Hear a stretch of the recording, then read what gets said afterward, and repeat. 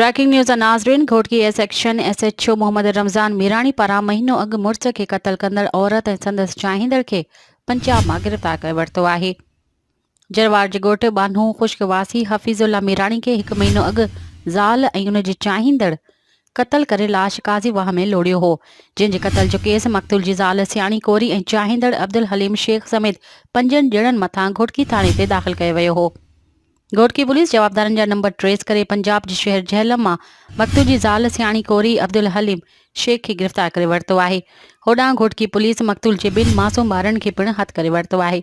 Breaking news नाज़रीन, जेका हिकु दफ़ो ॿीहर दोहराईंदा हलूं। Ghotki A section SHO Mohammad Ramzan Mirani पारां महीनो अॻु मुड़िस खे क़तल कंदड़ औरत ऐं संदसि चाहींदड़ खे पंजाब मां गिरफ़्तार करे वरितो आहे। जरवार जे ॻोठु बानो ख़ुश्कवासी हफ़ीज़ुल्ला मीराणी खे हिकु महीनो अॻु ज़ाल ऐं उन जी चाहींदड़ क़तल करे लाश काज़ी वाह में लोड़ियो हो, जंहिंजे क़तल जो केस मक़तूल जी ज़ाल सियाणी कोरी ऐं चाहींदड़ अब्दुल हलीम शेख समेत 5 ॼणनि मथां घोटकी थाणे ते दाख़िल कयो वियो हो। घोटकी पुलिस जवाबदारनि जा नंबर ट्रेस करे पंजाब जे शहर जहलुम मां मक़तूल जी ज़ाल सियाणी कोरी अब्दुल हलीम शेख खे गिरफ़्तार करे वरितो आहे। होॾां घोटकी पुलिस मक़तूल जे 2 मासूम ॿारनि खे पिणु हथु करे वरितो आहे।